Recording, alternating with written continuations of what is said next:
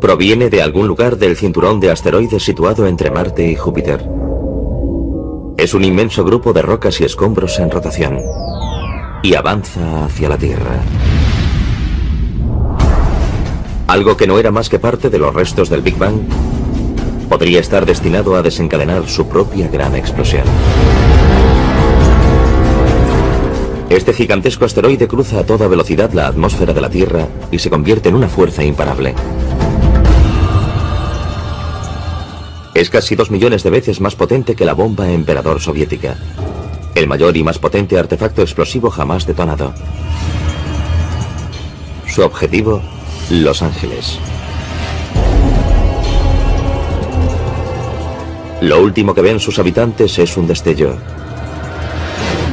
una bola de fuego, y después...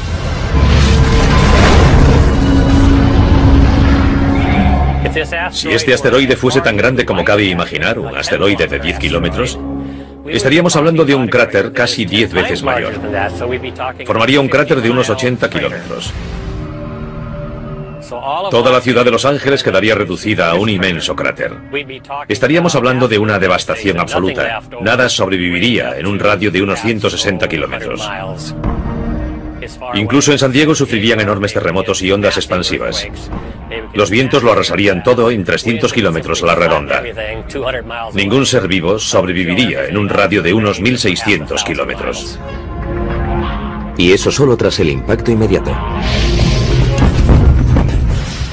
A continuación volvería a caer sobre el planeta una gran cantidad de restos. Sería como ver un árbol de Navidad con muchos adornos saliendo despedidos en todas las direcciones. Y después se verían enormes incendios. Arderían enormes zonas del planeta que liberarían aún más hollín y ceniza en el aire que ocultarían la luz del sol. Después, las temperaturas caerían en picado y tal vez se extinguiría toda forma de vida.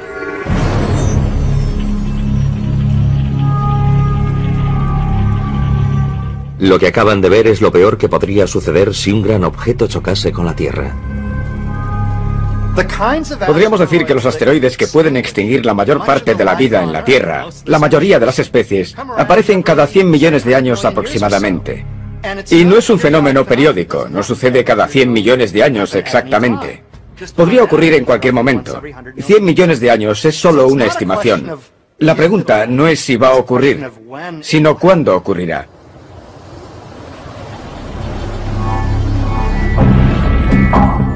La Tierra recibe impactos de asteroides y cometas desde el mismo momento de su creación. Poco tiempo después de su formación, hace unos 4.500 millones de años, nuestro planeta se convirtió en un blanco frecuente, una especie de galería de tiro cósmica. Los asteroides y los cometas trajeron a la Tierra primitiva la mayor parte de los materiales orgánicos y el agua que hicieron posible el origen de la vida. Otras colisiones posteriores, como la que acabó con los dinosaurios hace 65 millones de años, influyeron en la evolución, permitiendo que la especie más adaptable, nosotros, alcanzásemos la cumbre de la cadena alimentaria. Por lo tanto, casi debemos nuestra propia existencia a estos objetos amenazadores. Según la base de datos de impactos terrestres, se han identificado más de 160 cráteres de impacto.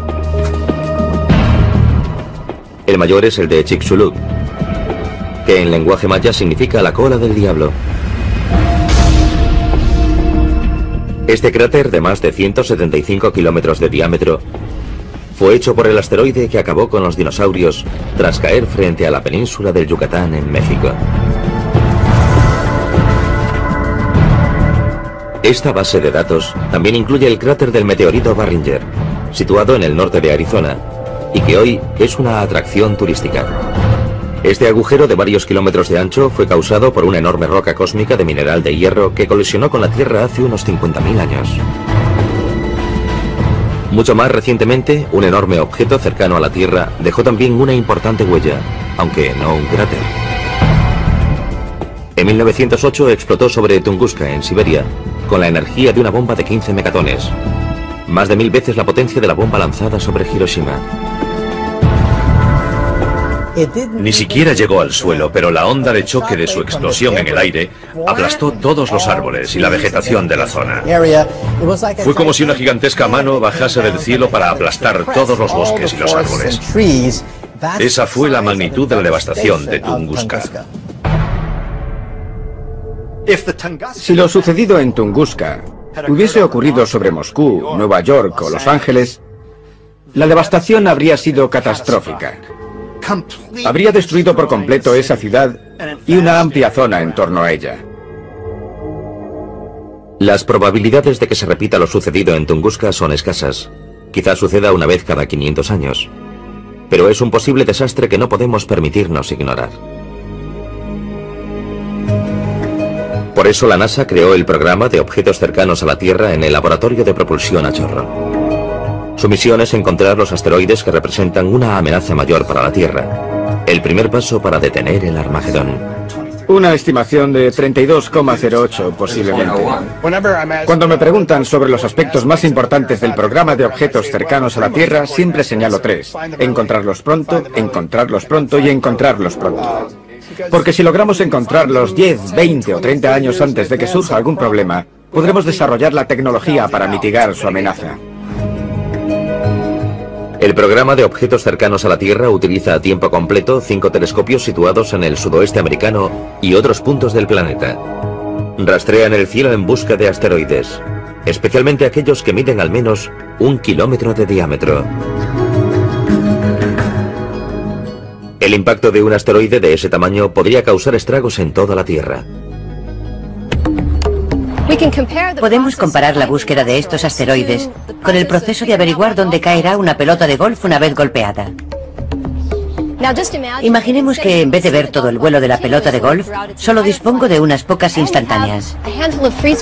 Con unos fotogramas de su movimiento tengo que averiguar dónde va a caer.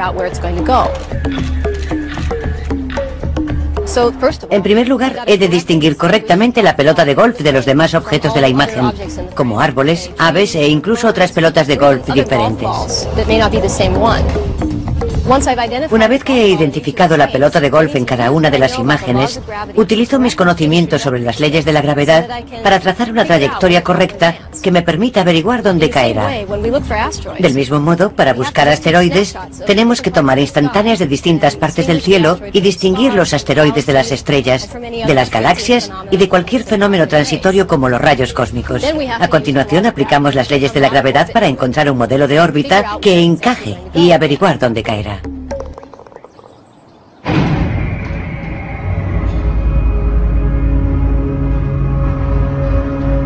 Ningún telescopio del programa de objetos cercanos a la Tierra ha encontrado más asteroides que los del Linear, siglas en inglés del programa Lincoln de búsqueda de asteroides cercanos a la Tierra.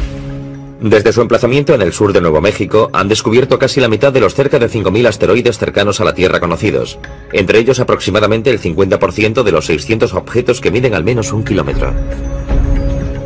Este es uno de los telescopios que usamos para rastrear asteroides con el programa linear. No es grande según el estándar astronómico, tiene una apertura de 1 metro, pero el secreto de su sensibilidad reside en el cuadro azul que vemos en la parte inferior.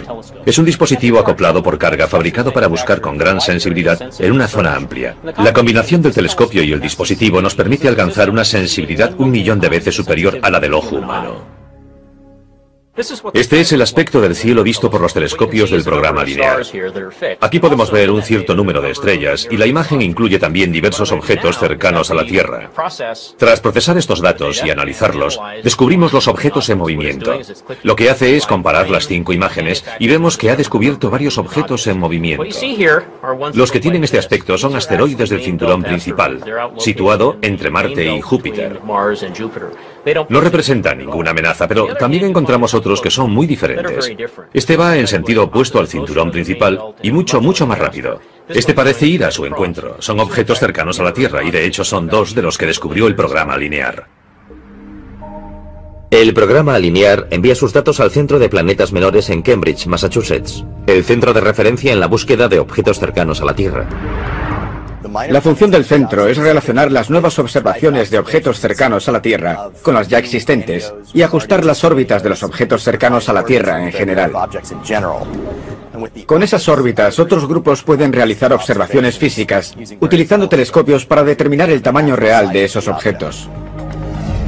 El Centro de Planetas Menores considera que un asteroide es potencialmente peligroso si su órbita lo sitúa a menos de 8 millones de kilómetros de la Tierra. estaría demasiado cerca para nuestra tranquilidad cósmica y sin duda merecería entrar en la escala de Turing, una guía que los científicos utilizan para evaluar el nivel de amenaza que representa un asteroide. Es una escala del 0 al 10. 10 es la destrucción absoluta y 0 que hay muy poca o nula probabilidad de algún tipo de impacto.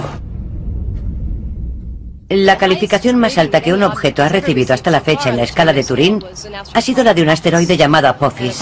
Apophis fue bautizado con el nombre del dios egipcio de la destrucción y en cierto momento fue clasificado con un 4 en la escala de Turing. En las semanas siguientes a su descubrimiento en diciembre de 2004, hubo una temporada en la que parecía tener un 2,7% de probabilidades de chocar con la Tierra en 2029.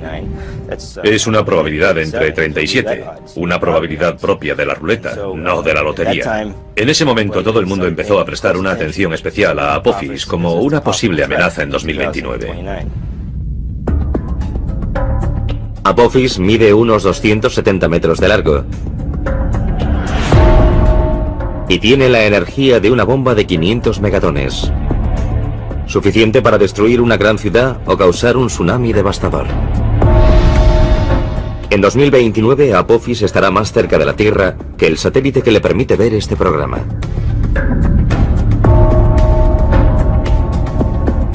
A pesar de esta proximidad tan poco frecuente, los análisis ópticos y los realizados mediante radar han descartado la amenaza de un impacto con la Tierra, lo que equivale a un 0 en la escala de Turing. Sin embargo, la órbita de Apophis podría cruzar una zona que la modificase.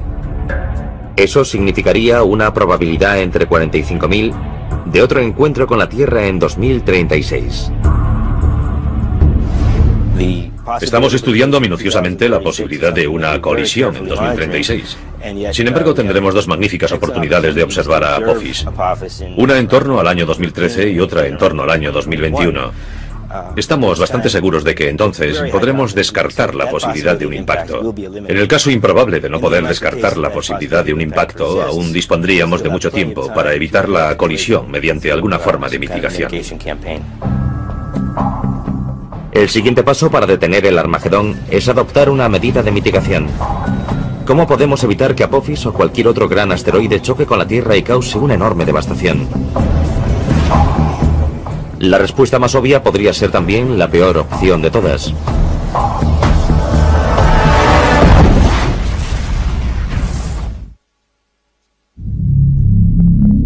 Nuestra supervivencia depende de la respuesta a una pregunta.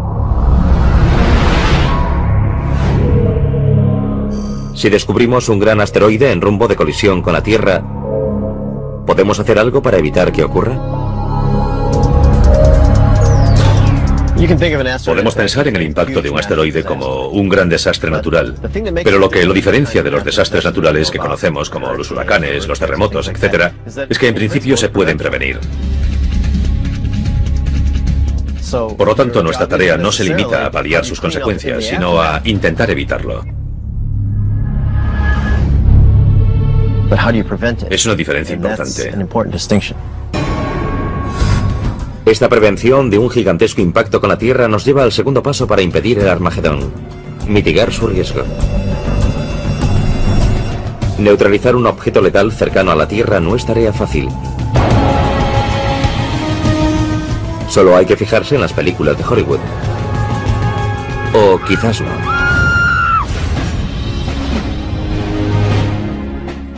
Lo peor que podemos hacer es fijarnos en todas esas películas de Hollywood en las que unos hombres de acción despegan en un transbordador espacial hacia el espacio exterior para instalar bombas de hidrógeno en estos objetos. En primer lugar, un transbordador espacial ni siquiera puede llegar hasta esas distancias, pues solo se limita a rodear el planeta Tierra. En segundo lugar, y aún más importante, hacer explotar un asteroide es lo peor que podríamos hacer. Si lo hiciésemos, en lugar de enfrentarnos a un asteroide gigantesco, nos enfrentaríamos a 2, 3 o 4 fragmentos, cada uno de los cuales podría causar enormes estragos en el planeta Tierra.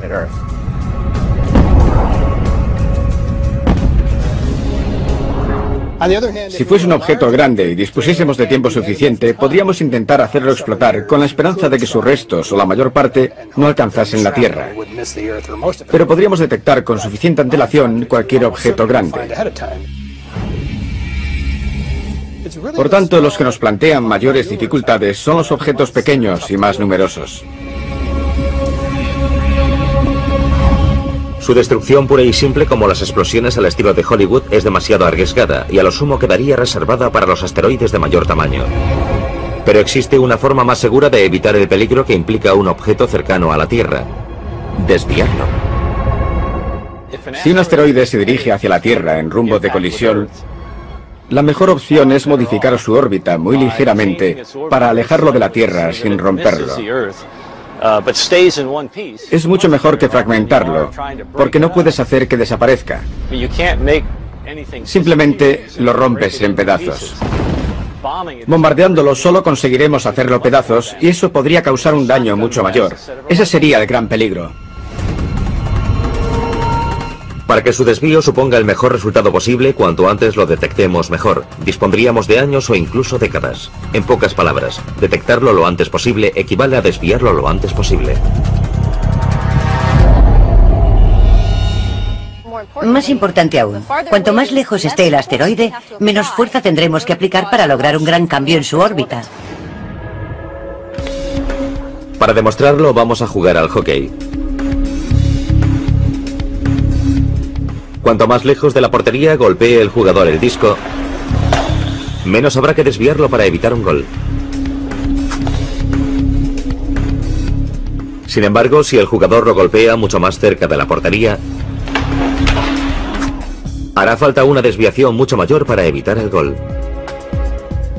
Ahora imaginemos que el disco es un asteroide y la portería es la Tierra. La mejor opción sería desviar el asteroide modificando su velocidad. Si podemos hacerlo con suficiente antelación, por ejemplo 10 años, solo necesitaremos cambiar su velocidad menos de 1 centímetro por segundo. Es un cambio muy pequeño en su velocidad, pero su efecto acumulativo hará que llegue hasta donde estamos antes de que nosotros lleguemos o cuando ya no estemos allí. Por lo tanto, dejaría de ser un problema. Se han propuesto varias estrategias para desviar asteroides. Y con permiso de Bruce Willis, ninguna requiere una misión tripulada. Una misión tripulada obstaculizaría la operación en buena medida. Con la tecnología y los vehículos actuales no podemos alejarnos mucho de la Tierra. Eso limita nuestra capacidad para resolver uno de estos problemas, ya que el momento óptimo para desviar el asteroide podría coincidir con su paso por el lado opuesto del Sol.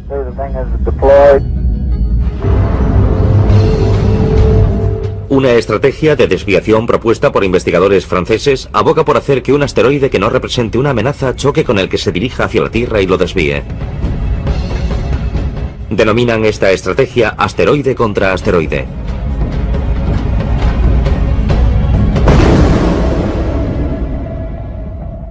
Entra dentro de lo posible, pero intentar situarlo donde queramos para que no choque con la Tierra es de por sí discutible.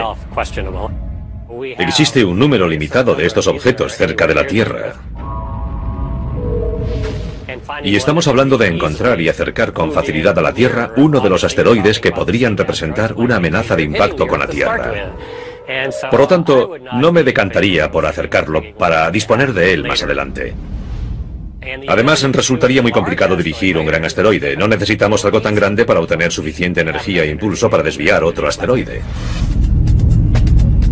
La Agencia Espacial Europea aporta otra propuesta. Está diseñando una misión denominada Don Quijote. En lugar de atacar molinos de viento, la agencia pretende modificar el curso de un asteroide que no represente una amenaza mediante el lanzamiento de una nave espacial llamada impactador cinético para que choque con él.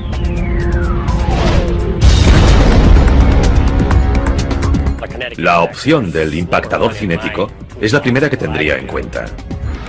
Es muy simple y sencilla, y al menos nos ofrecerá algún resultado. Un efecto mínimo con el que podamos contar. Podemos lanzar algo lo bastante grande, con la velocidad suficiente, con un plazo de, digamos, 10 o 20 años, para desviar un asteroide de hasta varios cientos de metros.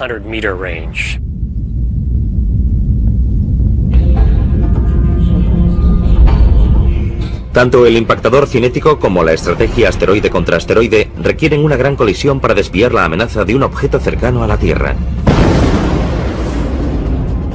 Pero otras propuestas sugieren que podría ser posible detener el Armagedón con un simple haz de luz.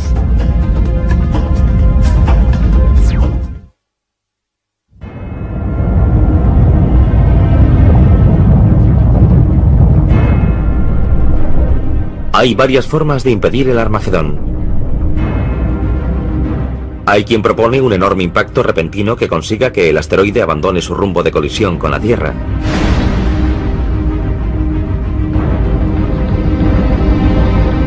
Otros sugieren que se puede lograr sin una colisión utilizando otros medios, como una explosión nuclear cerca del asteroide que lo aleje de su peligrosa trayectoria.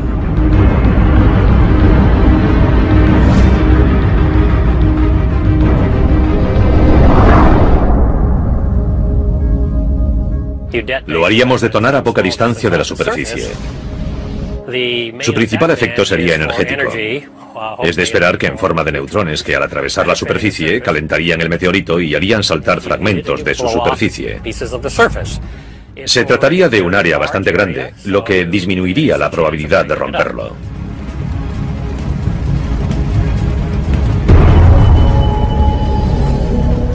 Pero hay un problema. Existe un tratado internacional que prohíbe las armas nucleares en el espacio. Pero si un asteroide amenazase nuestra propia supervivencia, ¿importaría ese tratado? Creo que el uso de armas nucleares ofrecería los mejores resultados. Sería el sistema más eficaz. Evidentemente nunca se ha probado, pero tampoco las demás estrategias.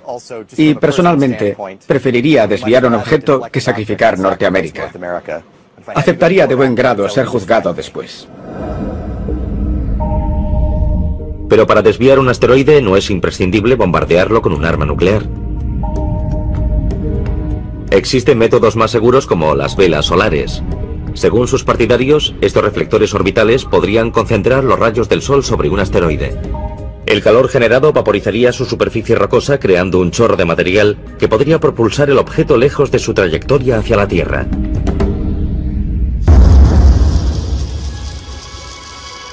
También podríamos utilizar rayos láser. Si nos permiten cortar los metales más duros y realizar intervenciones quirúrgicas delicadas, tal vez una versión más potente podría desviar un asteroide.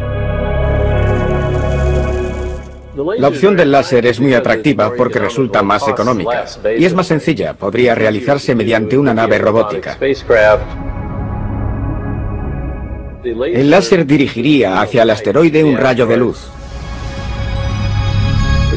Este haría que se desprendiese material y lo movería. No tendríamos que transportar hasta allí el material que aplicaría una fuerza sobre el asteroide. El láser puede ser dirigido de manera muy precisa y muy gradual. Podría hacerse en un plazo de 3 meses. En los años 80, un equipo de investigadores descubrió accidentalmente el potencial del láser mientras experimentaba con pulsos cortos sobre una oblea de silicio, un material similar a la superficie de un asteroide. Básicamente sincronizamos una cámara con el láser para cronometrar mediante fotogramas el material que perdía la superficie de la capa de silicio. Y nos sorprendió nuestro propio descubrimiento. Pudimos ver cómo perdía fragmentos de material. Pudimos ver cómo se vaporizaban. Fue un descubrimiento científico y también tecnológico. Por relevante que fuese aquel descubrimiento, hay una gran diferencia entre una oblea de silicio y un asteroide. Pero según sus partidarios, tal diferencia resulta salvable con un pulso de láser 5000 veces más potente que los que usamos a diario en la Tierra.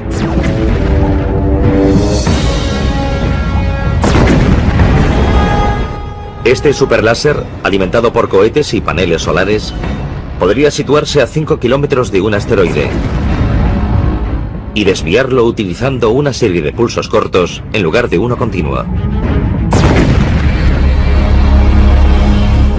Un pulso muy corto podría aplicar suficiente intensidad a la superficie del asteroide para desprender material.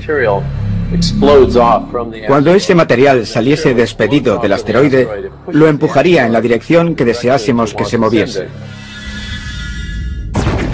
Además, a medida que ese láser de pulso muy corto incide en su superficie, crea una nube de material que se desprende del asteroide. Esa nube de material absorberá cualquier otra luz que enviemos al asteroide. Por lo que es importante que toda esa energía lumínica llegue a esa zona del asteroide en muy poco tiempo antes de que se forme una nube. Según algunos expertos, el láser e incluso las velas solares podrían funcionar, al menos en principio. La intensa luz que ambos emiten es ajustable y adaptable a todo tipo de asteroides. Y el material expulsado, meras nubes de polvo, no suponen ninguna amenaza para la Tierra. Sin embargo, sus posibles inconvenientes podrían resultar insalvables. Mantener en el lugar correcto la fuente del láser o un gran espejo solar es algo muy difícil y habría que hacerlo durante mucho tiempo. La reflexión solar plantea además la cuestión del polvo expulsado. ¿Cómo afectará al espejo solar? Por lo tanto, existen problemas importantes a largo plazo que no sabemos si podremos resolver en un futuro. En este momento no hay duda de que está más allá de nuestra capacidad. Hoy disponemos de láseres continuos que producen más energía, 25 o 50 kilovatios. Se han construido con fines militares y tienen más potencia de la necesaria. El tipo que proponemos requeriría incrementar la potencia del láser de pulso ultracorto hasta un mínimo de 5 o quizá 10 kilovatios. Un esfuerzo concentrado nos permitiría fabricarlo en un plazo de 5 a 10 años. Podríamos lograrlo si existiese la intención de hacerlo. ¿Y por qué limitarse a un solo láser? Algún día podríamos instalar de forma permanente una flota en torno a la Tierra para actuar como escudo de defensa contra los asteroides que nos amenazasen. Así evitaríamos el peligro de tener que resolver el problema a última hora enviando armas nucleares al espacio para intentar volar el asteroide, algo que probablemente es una mala idea. Los láseres parecen potenciales deflectores de asteroides, pero pasará mucho tiempo antes de que sean una opción viable. Mientras tanto, debemos prestar atención a otra propuesta de mitigación. Es la idea de dos exastronautas que insisten en que es la única forma de detener el Armagedón.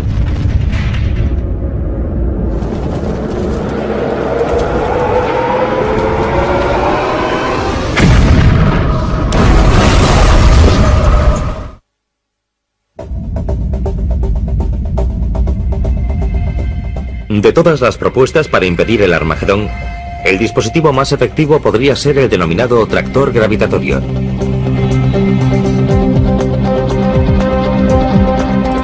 Aplica un principio muy simple para hacer frente a una tarea muy complicada. Sabemos que todo lo que existe en el espacio tiene una fuerza gravitatoria, también los asteroides. Además sabemos que una nave espacial interactúa gravitatoriamente con el asteroide. Por lo tanto, si una nave se aproximase lo bastante al asteroide, podría comenzar a alejarlo lentamente de su trayectoria, si pudiésemos llegar a tiempo hasta él. El tractor gravitatorio ha sido desarrollado por la Fundación B612, bautizada con el nombre del asteroide que aparece en El Principito, y está ganando popularidad gracias a los esfuerzos de sus principales defensores, dos exastronautas llamados Ed Lu y Rusty Schweiker. El concepto de tractor gravitatorio se basa en una desviación muy débil pero muy precisa. Por eso no recomendamos su uso para lo que denominamos desviación principal.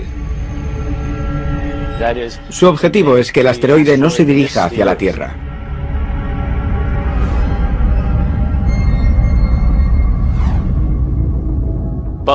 Pero una vez realizado el impacto cinético, que es una maniobra muy imprecisa, utilizaríamos el tractor gravitatorio para realizar un ajuste muy preciso al resultado de la desviación principal. El tractor gravitatorio es uno de los pocos mecanismos de desviación de asteroides que resulta realista. Los dos únicos que son realistas en este momento son el impactador cinético, que consiste en chocar con el asteroide con una nave espacial, y el tractor gravitatorio. Aparte de estos, la mayoría de los demás son ciencia ficción. El tractor gravitatorio utiliza en parte tecnología ya existente. Es propulsado por una combinación de motores de iones y paneles solares y su tamaño y su peso son aproximadamente los de un carro de golf. No es muy grande comparado con otras naves espaciales, pero según sus defensores es lo bastante grande para terminar el trabajo tras un impacto cinético.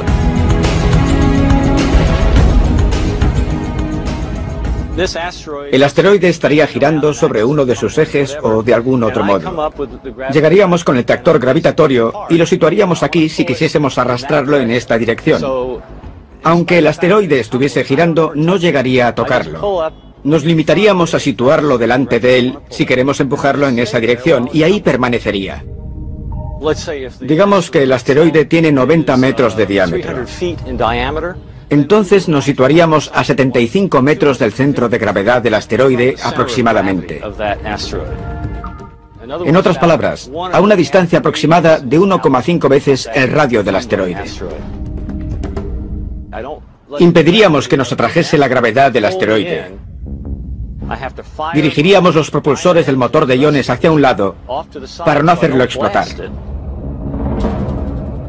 Eso nos permitiría permanecer allí una semana, un mes, un año o lo que fuese necesario. Los motores de iones duran mucho tiempo. Y como el tractor gravitatorio dispondría de un transpondedor de radio, podría ser localizado con mucha precisión desde la Tierra. Eso permitiría saber con exactitud los cambios que ha sufrido la órbita del asteroide. Estaríamos modificando la composición del sistema solar sin tocar nada. Su capacidad para realizar movimientos controlados y precisos es la principal ventaja del tractor gravitatorio. Una vez desviado cualquier asteroide, debemos asegurarnos de que no regrese y choque con nosotros en un futuro. El tractor gravitatorio nos permite medir con precisión hacia dónde se dirige y realizar pequeñas correcciones que nos aseguren que no regresará. A pesar de esta ventaja, el principal inconveniente del tractor gravitatorio es su poca fuerza. Quizá demasiado poca para afectar a un asteroide realmente grande.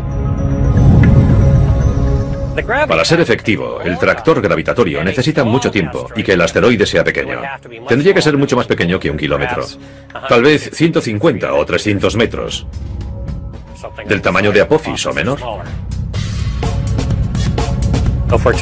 Si se tratase de un asteroide más grande y dispusiésemos de poco tiempo para desviarlo, probablemente el tractor gravitatorio no sería el método adecuado. Pero entre el momento en que descubramos el posible impacto de un asteroide y el momento en que se produzca, podrían pasar varias décadas. Por lo tanto, en la mayoría de los casos tendríamos tiempo para usar este método. En el momento en que podamos sufrir el impacto de algo tan grande, dispondremos de tecnología que hoy ni podemos imaginar. Utilizaremos algo distinto al tractor gravitatorio. Pero si tuviésemos que hacerlo hoy, podríamos hacerlo. Lo importante es que hoy podemos proteger la Tierra de impactos de asteroides si hacemos nuestro trabajo. La Fundación B612 pretende demostrar la eficacia del tractor gravitatorio desviando en el año 2015 un asteroide que no represente una amenaza.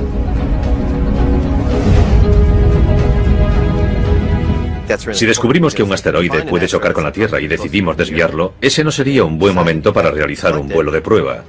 Ese vuelo debe hacerse con antelación para poder solucionar posibles errores. La clave es convencer a la NASA de que debería demostrar que dispone de esa capacidad antes de tener que utilizarla. Ese es el problema.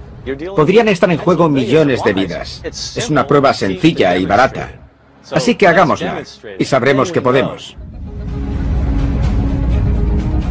Esto nos lleva al tercer y último paso para detener el Armagedón. ¿Quién decidirá qué hacer y cuándo hacerlo si un asteroide se dirige hacia nosotros?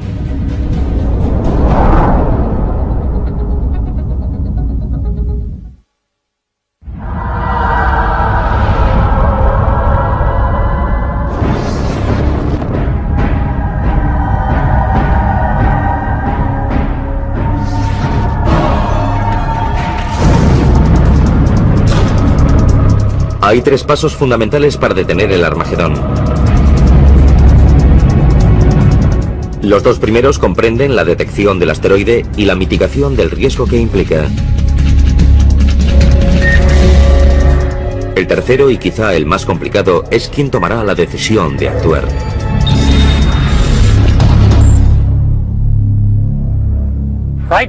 Si en este momento descubriésemos que algo se acerca, seguramente correríamos de un lado para otro sin lograr hacer nada a tiempo.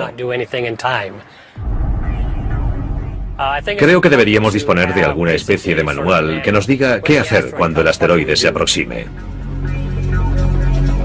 La urgencia de responder a esta pregunta aumenta a medida que disponemos de mayores y mejores telescopios como el Pan-STARRS, acrónimo en inglés del Telescopio de Vigilancia Panorámica y Sistema de Respuesta Rápida. Es un proyecto de la Universidad de Hawái que podría revolucionar la búsqueda de objetos cercanos a la Tierra. La idea es disponer de un telescopio de campo muy amplio que permita un enorme campo de visión. Así podremos observar más lejos en el espacio, hacerlo más rápido y cubrir un área mayor de cielo cada noche. Programas como el Pan-STARRS facilitarán el número de descubrimientos.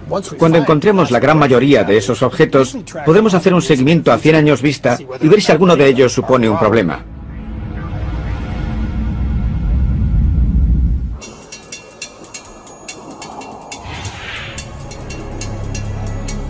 Algunos expertos han pronosticado que en los próximos 10 o 20 años podríamos descubrir 1 millón de nuevos objetos cercanos a la Tierra. A eso hay que sumar los más de 5.000 que ya hemos encontrado.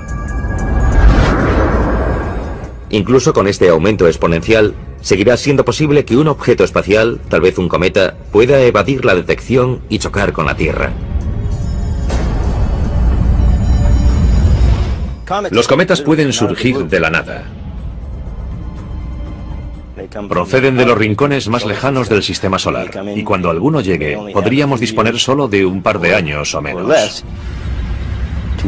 para preparar un intento de desviarlo. No sabemos con certeza que no hay ningún cometa viniendo hacia nosotros. Pero los cometas no suelen acercarse a nuestro planeta.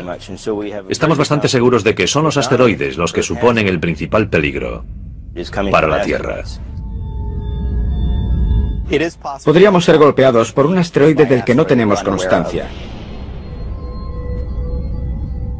Muchos seguimientos están orientados a la búsqueda de grandes asteroides de más de 1 kilómetro. Nos interesan especialmente objetos de unos 150 metros de los que hemos encontrado solo un pequeño porcentaje. El seguimiento de esos objetos potencialmente peligrosos tendrá que incrementarse en un futuro. Por ahora, no existen protocolos sobre las medidas a tomar, cuándo actuar y quién tomará esas decisiones en el caso de un impacto inminente con la Tierra. ¿Quién tiene la autoridad y la capacidad de proteger la Tierra? El protocolo actual de la NASA es encontrarlos, hacer un seguimiento y clasificarlos. ¿De qué están compuestos? ¿Cómo se forman? Todavía no cuentan con un protocolo de mitigación. Parece lógico pensar que el impacto de un asteroide sería un problema internacional. Así que será necesaria cierta cooperación internacional para decidir quién hará algo y cuándo lo hará. Las decisiones internacionales son muy lentas. Creo que es importante que los países se reúnan y discutan un protocolo sobre cómo se tomaría una decisión así. Si esas discusiones se posponen hasta que descubramos uno, quizá las discusiones ocupen el tiempo en el que deberían hacer algo. La buena noticia es que esto podría unir a los pueblos del mundo en torno a algo que nos afecta a todos y que podríamos resolver trabajando juntos. Es un riesgo que afecta a todo el planeta, no solo a un país y no solo a las naciones que disponen de un programa espacial. Si la responsabilidad recae sobre estas naciones, ¿quién pagará por ello? ¿Quién dirá qué hay que hacer? ¿Quién tomará la responsabilidad? Estamos trabajando con las Naciones Unidas para que estén listas para tomar decisiones rápidas. En 2009, la Asociación de Exploradores del Espacio, una organización internacional de personas que han volado al espacio, presentará recomendaciones ante las Naciones Unidas para que la Tierra se prepare para posibles impactos. Será un primer paso. Hasta entonces, las opiniones de estos expertos son la opinión más fundada sobre el tema. Tenemos que pensar que esto es algo importante para la Tierra e importante para los niños. Es importante para las generaciones futuras, y en este momento tenemos la voluntad de preparar y aportar las herramientas necesarias para que en caso de que surja una amenaza más adelante, dispongamos de los recursos, la capacidad y los conocimientos necesarios para resolver esa amenaza. Podría suceder algo parecido a lo ocurrido en Tunguska, algo que podría arrasar una ciudad entera, similar a una bomba nuclear. Sin embargo, en una escala de millones de años, quizá 50 millones de años, existe la posibilidad de un impacto que cause la extinción de la vida. Lo más prudente es avanzar hoy mismo, porque nadie sabe cuándo se producirá el próximo impacto. Todo lo que sabemos es que algún día sucederá. No me preocupa un posible impacto en un futuro próximo. Conozco las probabilidades y son escasas. Pero también es poco probable que el avión en el que viajo se estrelle, y aún así invertimos mucho dinero en la seguridad de los aviones. Hay varias formas de afrontarlo. Debemos calcular los riesgos. Debemos determinar cuál es la amenaza y evitarla.